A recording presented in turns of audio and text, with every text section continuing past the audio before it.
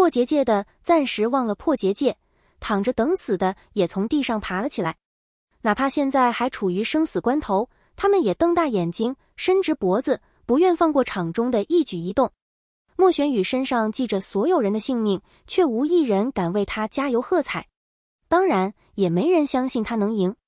一个资质奇差、正路走不通，只好走斜路子的无名小卒，能有什么本事？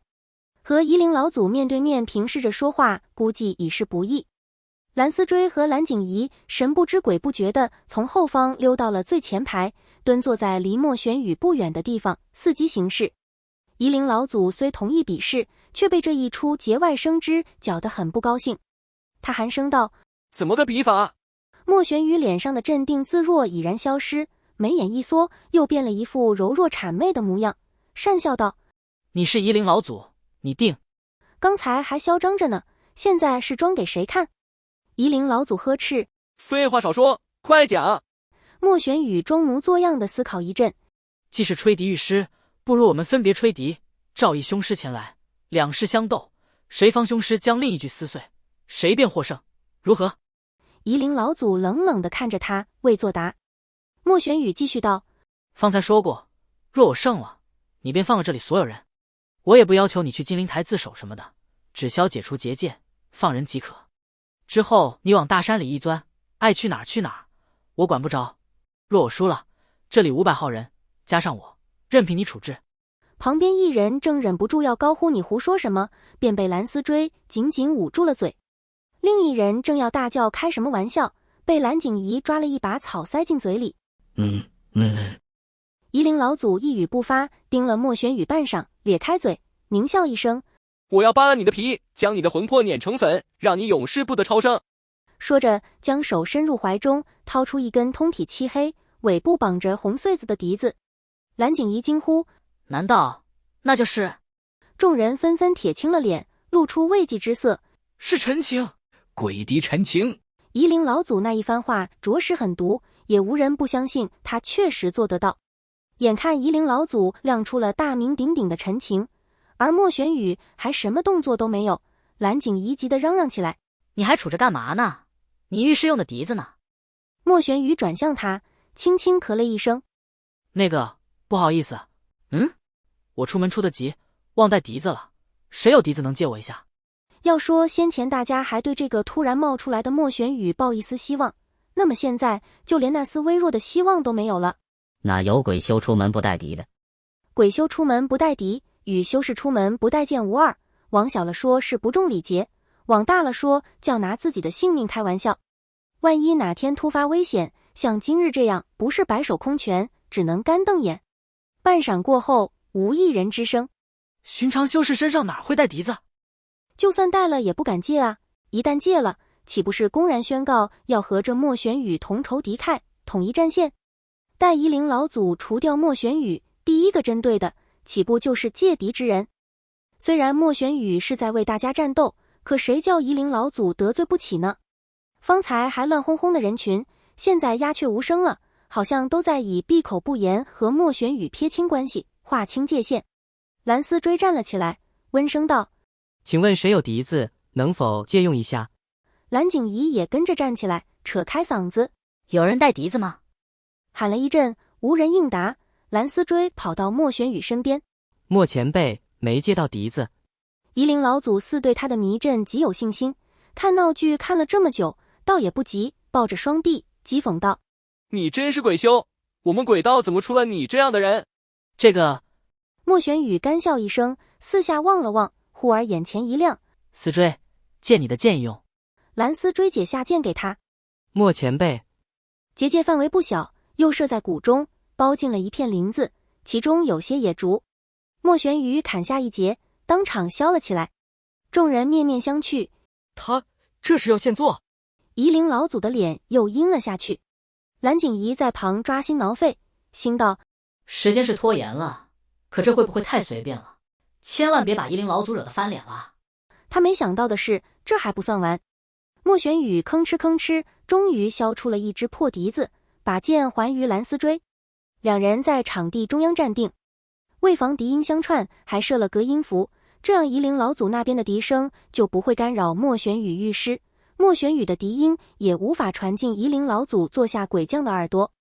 空中飞鸟盘旋，重生草木肃静，比试开始。夷陵老祖率先横起陈琴，一曲凄厉贯耳、杀气四溢的笛声破空而出，回荡在山谷间。顿有回应传来，只见山壁一方上的巨岩竟轰轰震动，滚落的石块砸碎在谷底，霎时间烟尘弥漫，乱石横飞。枝头的鸦雀四散而逃，众人惊慌躲闪了一阵，忽闻尘埃中有脚步声传来。那脚步声很沉很重，每走一步，地面跟着晃荡一下。众人呼啦啦地退到结界另一端，给来者让出一条大路。目光紧锁那个方向，心也跟着七上八下窜来跳去。渐渐的，一副高大的轮廓从滚滚浓尘中现出形来，竟是一具9尺之身的彪悍鬼将，扛着满满当当的筋肉，提着粗如碗口的四肢，一步一步循着笛音来到夷陵老祖身旁。这便是夷陵老祖以笛音召来的凶师了。众人惊愕万状，纷纷倒吸一口凉气。不愧是夷陵老祖，座下竟还有这样的猛将。无论身板或力量，这具凶师应当都不输当年的鬼将军温宁。虽然眼中没有同人，而是一片死白，但当他追随着夷陵老祖慢慢将脖子转来转去时，几个年轻的修士还是被吓得软倒在地。蓝思追和蓝景怡的心如坠冰窟，本想夷陵老祖刚刚重生，应拿不出什么强力的鬼将，结果非但拿得出来，还是个变态级别的。这莫公子如何能赢得了？冷汗如雨下，蓝思追握剑的手再次绷紧。虽说眼下有500人的性命，可无论如何，他也不愿莫玄羽陷入危险，或独自面对危险。正考虑传讯符的灵力波动会不会被现场这浓郁的湿气掩盖，这时蓝景怡拉了拉他，思追。莫玄羽有所行动了。说来也怪，夷陵老祖的悍将一出，众人吓得东倒西歪，可这离悍将最近，看似柔弱不惊风的莫玄羽却依然站得笔直，腰不弯背不驼，一副气定神闲的模样。待众人和那悍将都安分下来，莫玄羽深吸一口气，抬手破笛子拖到嘴边。众人屏住呼吸，他要吹笛了。看他这么从容，想必手下也有1-2个身手不凡的凶师吧。蓝思追和蓝景怡焦急最甚，不求什么厉害的凶师邪祟，只求别太寒碜，能拖住对方多一刻是一刻就行。莫玄羽吹响了笛子，紧接着众人同时捂住了耳朵。这是什么人神共愤的鬼吹？宛如地府的阴风鬼火都随着笛声冒了出来。蓝景怡实在忍不下去了，大叫着：“你在吹什么？难听死了！”莫玄羽吹了几声，便放下笛子，眺望一个方向，估计照到东西了。众人跟着他往那厢跳，不一会儿，野林中果然出现了窸窸窣窣的响动，一个身影从枯枝败叶里慢吞吞地出现了。待看清那家伙的模样后，众人俩眼一翻，蓝景怡差点背过气去。那是一具破破烂烂、颤颤巍巍、走路走不利索、风一刮就要散架的凶尸。不，这甚至不能算凶尸，就是一具普通的走尸。瞧那一把瘦骨头，可怜的细胳膊细腿。夷陵老祖的鬼将只需动动手指，就能把他的脖子扭断。莫玄羽对众人的华费置若罔闻，好像召来这样的一位再正常不过，拍了拍手催他走得快些，虽然这快些只是从蹭一蹭变成了挪一挪。似乎是夷陵老祖在这边的缘故，他走得十分不情不愿。蓝景怡早就忘了自己的任务是帮莫玄羽打掩护，再次大叫：“你召了个什么东西？这召的是乞丐吗？荒山野岭的，能召来一个就不错了，体谅一下。”蓝景怡惊呆：“你故意的吧？你绝对是故意的。”有人在后方怒道：“开什么玩笑？你可是把我们的命都赌上了的，自己想死，可别扯上我们。”就是啊，这不害人吗？你居心何在？亦有人道：“我听说这个莫玄羽脑子确实有问题，好像被金家赶出去后就疯了。”啊，那你刚才怎么不阻止一下呢？我这不是也没想到。疯子配乞丐，真是绝配。呼声一浪高一浪，再这样下去，说不定让莫玄羽分心。